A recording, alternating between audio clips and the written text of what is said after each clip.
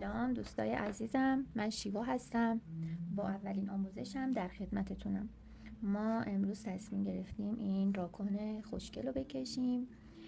من اسکیچ زدم، همونطور که میبینین کشیدم. کشیدنش هم کار سختی نبود، طرحش خیلی سخت نیست. حالا این سری یادم رفت از اون مرحله فیلم بگیرم. انشالله برای آموزش‌های بعدی حتما از مرحله کشیدنش هم فیلم میگیرم. کاری هم تا الان نکردم. یه دورگیری کردم، از مداد رنگی صدرنگ فابر کاستل استفاده کردم، دارم استفاده میکنم. یه دورگیری کردم که این قسمت با رنگ شماره 377، این قسمت و این قسمت و گوشا رو با رنگ مشکی دورگیری کردم. دورگیریش ضخیمه. این تیکرم با این رنگ خاکستری رنگ کردم. یه تیکه اینجا مثل سایه مشکی زدم، فقط همین دیگه. حالا میریم برای بقیه مراحل که رنگ بکنیم. من نمونه‌رم در آخر توی کانال پست میکنم که داشته باشینش. اینجاش سفیده، رنگش کنیم. سفید فابر کاستل من اصلا رنگ نداره، این مال شما اینجوریه. من از کنته استفاده میکنم. الان این دیگه کنتم جواب نمیده. آره، کنته خیلی رنگ سفید خوبی بهم میده. راستش من اینو خریدم، نمیدونستم کجا استفادهش کنم. فکر میکردم یه مداد سفیده، بعد دیدم اینجا به کارم میاد. ولی خب میبینم توی آموزشایی که نگاه میکنم اینا خیلی هم خوبه. اینجاش سفیده، من سفید میزنم.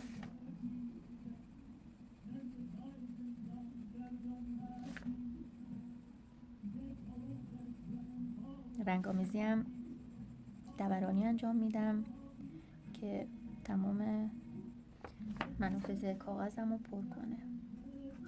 اینم از این. بریم بر اینجا.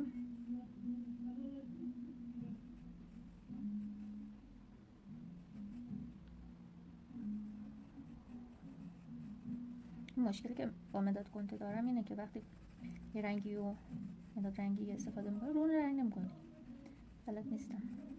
من تازه که نه چند ماهی از نقاشی کشیدن رو شروع کردم. من یه دونه آری آرتیست دارم، اونو بیارم.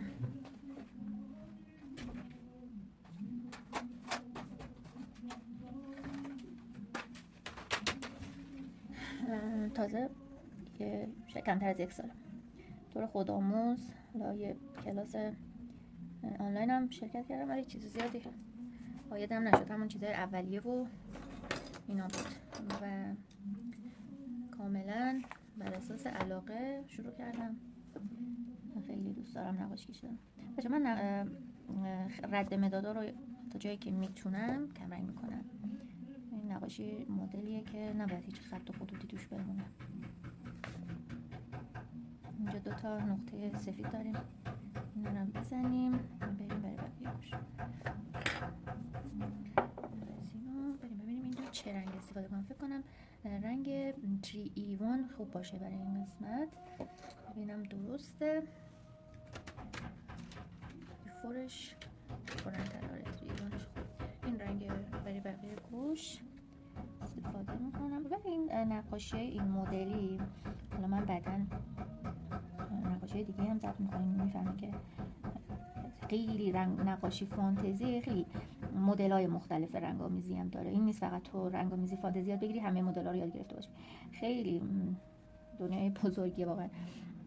بعد برای این مدل‌ها اینجوریه که باید دورگیری اون قسمتی که میخوای اون رنگ بشه رو انجام بدی، اینطوری بعد اون رو رنگ کنی که قاطی قاطی نشه. به این صورت خیلی دنیای نقاشی فانتزی شیرینه. من رئالم کار میکنم ولی واقعا هیچ چیزی نقاشی فانتزی برام نمیشه. مثلا وقتی شروع میکنم یه موجود کارتونی بامزه شروع کنه به زنده شدن توی دفترم، مثلا اون لحظه انگار دنیا رو به من میدن.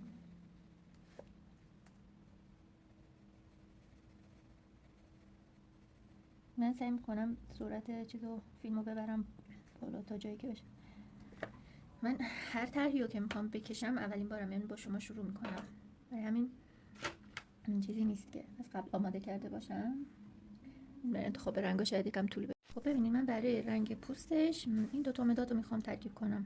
384 با SE4. من برای پیدا کردن رنگم این کار میکنم. مداد راهنمای رنگم رو میذارم کنار نقاشیم تا میگردم تا ببینم کدوم رنگ بهش میاد. الان مثلا دیدم این دوتا ترکیب بشه احتمالش هست که به این بخوره. حالا میزنیم دیگه. من اینجا فکر میکنم کله من خیلی بزرگه تیکه‌هاش. خب حالا رنگ کنیم ببینیم چی میشه. اول همیشه کم رنگ رو میزنن که چیز باشه. پر رنگو که بزنی غالب میشه. اینجا یه تیکه رنگ داره بچه‌ها، من این تیکه رو یادم رفته. رنگش هم همون رنگ 377. صدام گرفته. شما تو نقاشی فانتزی حقیقی خیلی تغییر ندارین، یعنی مثل رال خیلی دست باز نیست حالا یه چیزایی رو حذف کنیم مثلا اتفاق خاصی نیفته، چون بامزدگی نقاشی فانتزی به اینه که جورایی چیزا دیگه مثل خودش در بیاد. حالا یه ذره به این منور اشکال نداره. میبینین من دارم سریع کار میکنم که کمتر زمان فیلم رو داشته باشیم. دورانی رنگ کنیم. این حالا زیر سازی رنگ خیلی مهم نیست پر باشه که مثلا چیز بشی.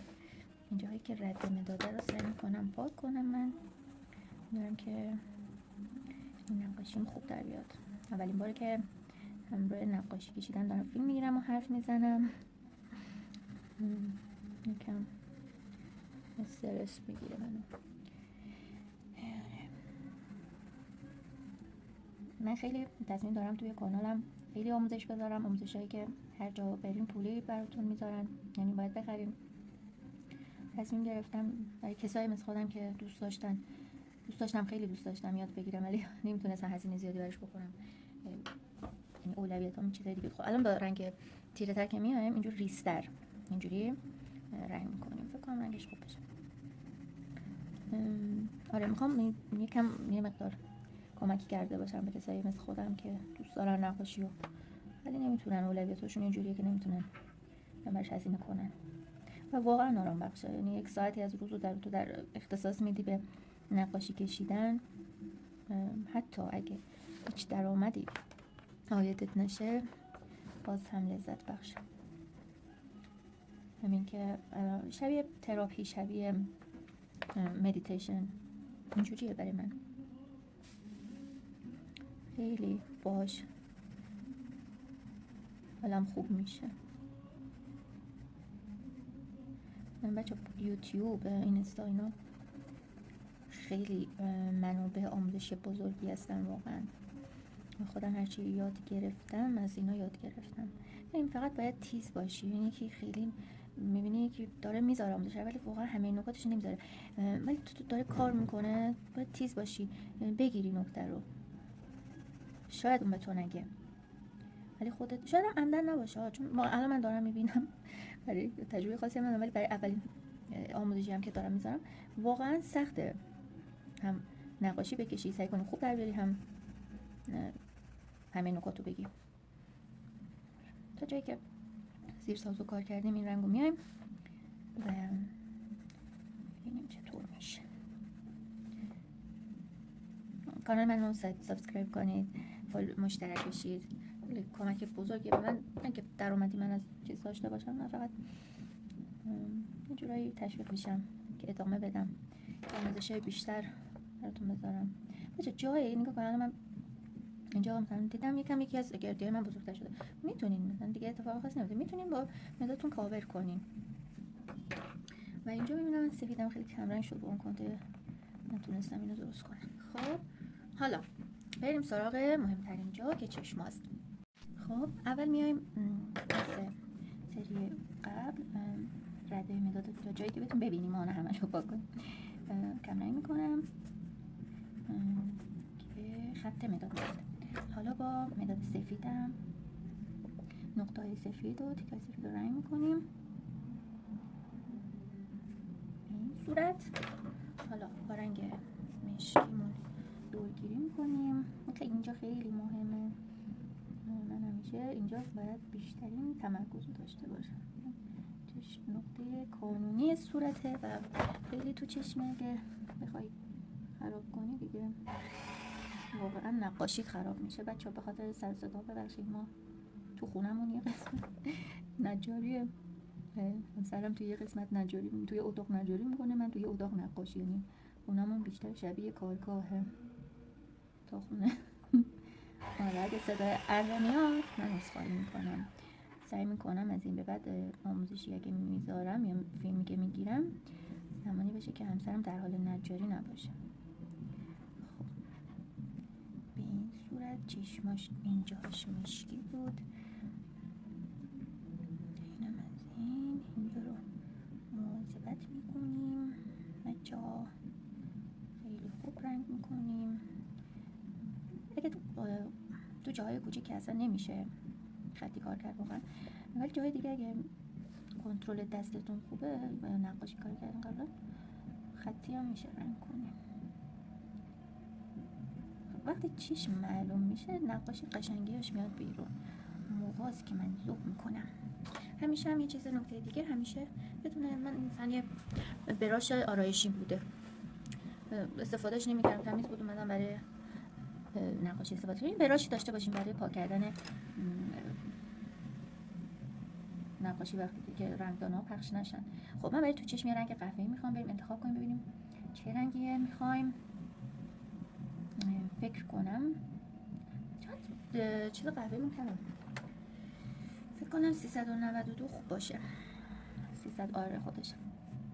392 رو برداشتیم. اینجا سفیده بچه‌ها، اینجا رو رنگ کنیم.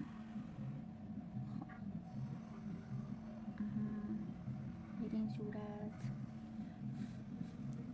می‌کنیم، مخصوصا جایی که کوچیکه فوراً رنگا، مخصوصا جایی که سفید کنار مشکی استفاده میشه خیلی باید سریع جای چیزتون رو پاک کنین. من مشکی بعدا دوباره پررنگ‌تر میکنم، فعلا تا این مرحلهش پیش بره. حالا میام این یکی چشم، این یکی چشمم دورگیری و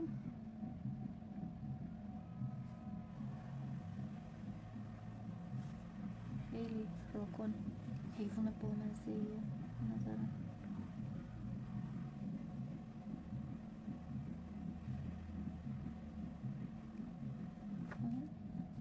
این تیکش سفید جداش کنم، این خط باید پررنگ‌تر شه. اینجا هم مشکی کردن فعلا بکشم جدا بشه. اینا باید اینجا خطای دورگیریش کلا ضخیمه.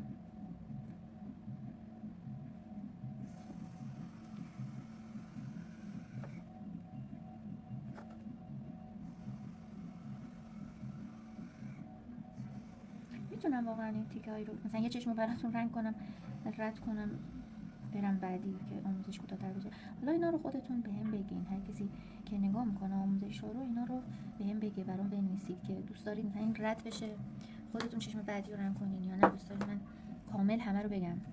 من خودم این مدلی بودم، دوست داشتم همه رو بگه. وقتی آموزشی رو نگاه میکردم همه رو میشستم یکی دو بار بیشتر، گاهی وقتا 3 بار من نگاه میکردم. این چشم 392. بچه رنگا رو من با MQ هم کار کردم قبلا، خیلی من با MQ کار کردم، خیلی راضیم ازش واقعا، نسبت به قیمتش خیلی عالیه. همه این رنگایی هم که فابر کاستل داره اونم داره. من 72 رنگشو داشتم، خیلی خوش قیمته، خیلی نرم و خوبه و واقعا تفاوت زیادی نداره. چیزی اگه اینو نمیتونین تهیه کنین من اونو واقعا 100% تایید میکنم. خب اینم از چشمای خوشگلش دیگه داره قشنگ میشه. آره این مرحله دیگه چقدر لذت بخشه. خب حالا اینجا رو سفید کنیم. ببخشید خط پاکونا رو میترسم همش رو پاک کنم یه سره این چیز بشن گم بکنم. حالا بیا و درستش کن، گم بکنید تا به صاف و صوف درش بیاری کلی زمان بود. آره رو کنته رنگ میاد ولی کنته رو رنگ نمیاد. فهمیدین چی گفتم؟ یعنی شما رو کنته میتونید رنگ بکشید هر رنگی رو، ولی وقتی یه مداد رنگ بکشید کنته رو نگاه کنن رو کنته روش چی رنگ نمیکنه. اونایی که اهل هنرن بیان به من یاد بدن چرا اینجوریه، و کنتر رو چون من خیلی کنتر گرون گرفتم، اینقدر قصه خوردم یه دونه گرفتم به این گرونی. خب بچه دماغش اگه دقت بکنید یه دورگیری مشکی داره با اینکه کوچیکه، ولی خب باید به ظرافت‌ها دقت بکنیم دیگه. این دورگیری مشکی رو داره. خب بعد اینجاش خاکستریه این تیکه. خب بچه ها من لهجه پیدا کردم چرا اینجوری، ولی کم مشخصه ها، شاید باید خاکستری کم رنگ‌تری استفاده میکردم. نکردم دیگه. الان شد، الان کاملا مشخص شد. این نقطه های ریز نقاشی بعدا میبینی چقدر تاثیر داره، چقدر قشنگش میکنه. درسته ما فانتزی کار میکنیم. یه بار یه پیجی دیدم هنوز پیش بمونم ناراحت میشم. یه خانم بود داشت میگفت که داشت آموزش کودکان میداد، اینا خیلی نقاش خوبی هم هست، ولی داشت میگفت که اینایی که کار یه نکته دیگه بهتون بگم قبل اینکه غیبت اونو بکنیم، همیشه این مداد پاکن مدادی فابرکاستل خیلی خوبه، اگه ندارین بخرید. همیشه قبل از استفاده نوکشو پاک کنید. اگه نوکش پاک نکنه رنگی میکنه. آره اون داشت همون میگفت، همون خانومه داشت توضیح میداد که برای مثلا هنرجوهای خودش تو کار تو پیجش که آره بچه‌ای که فانتزی کار میکنن خیلی ضعیفن، مثل ما که نیستن، ما که مثلا سیاه قلم کار کردیم خیلی خوبیم و اینا. مثلا میگم هر کسی یه چیزی دوست داره، این که مثلا یکی فانتزی کار میکنه دلیلش این نیست که ضعیفه. اتفاقا من که خودم خیلی رئال برام راحت تره، واقعا میگم، یعنی خیلی سریعترم، خیلی زود یه دونه طرحو تموم میکنم، مثلا چیزی نیست. ولی فانتزی خیلی دقت میخواد. نگاه نقاشی بکن هر تیکش یه رنگه. خب تو درسته که مثلا سایه نداره، ولی خب سختی خودشو داره. قرار نیست خیلی از نقاشی فانتزی که من کار کردم خیلی حجمای سختی بود. بعد هر چیز سختم باشه مثلا مال تو قرار نیست که دیگرانو. من خیلی بدم من از اون حرفش، من گفتم بگم غیبتش میکنم. خب این تیکای سفید هم داریم رنگ میکنیم. آره راکن قشنگمونه داریم رنگ میکنیم. عجب روی اینا سایه دارم، من الان کار میکنم. حالا کار داریم.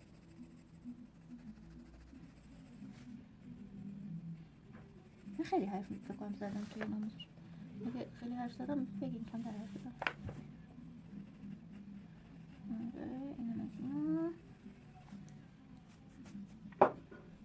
این تیکه دیگه این ادامه قبلی هست، دوباره با رنگای قبلیمون رنگش کنیم. اینجا هم صاف کنیم.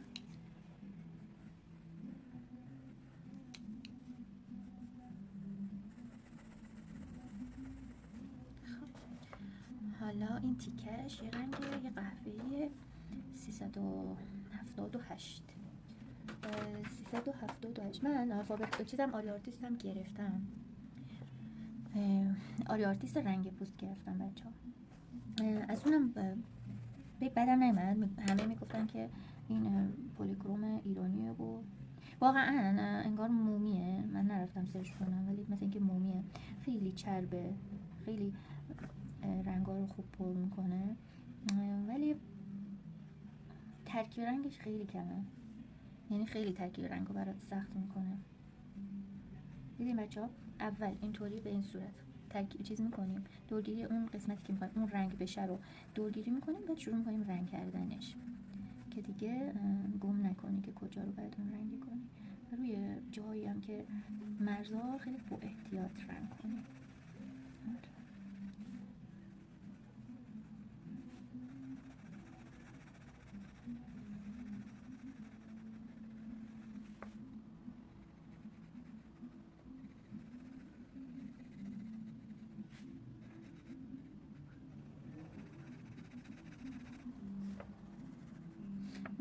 هر وقتی دیدین خسته شدین دارین نقاشی میکشین و خسته شدین پاشین، مثلا ادامه ندین. به محض اینکه خسته بشین و بخواین ادامه بدین یکی که از نقاشیتون زده میشین، اینکه نقاشیتون هم خراب میکنین. هر وقتی خسته شدین پاشین.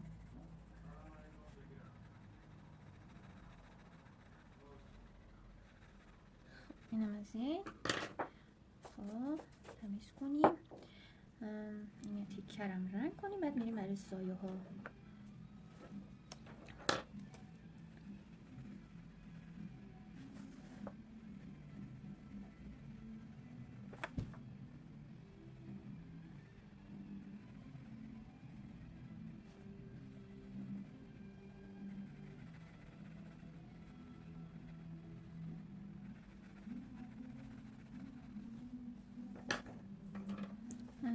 خیلی ها میگن اونا که مدادتون رو تیز کنین برای نقاشی، درست میگن، ولی تو اینجور نقاشی هایی که من الان دارم میکشم واقعا خیلی لزومی به نوک تیز نیست. برای نقاشی هایی که بافت ریزتر داره، یعنی خط و خطوط باید ظریف‌تر کار بشه، حتما باید مدادتون نوکش تیز باشه. ولی خب من چون خیلی مداد رنگیامو دوست دارم، اینجا خیلی رنگی شد، چیز مدادامو تراش نمیدم مگه که لازم باشه. من خیلی کاغذها رو خیلی احترام قائلم.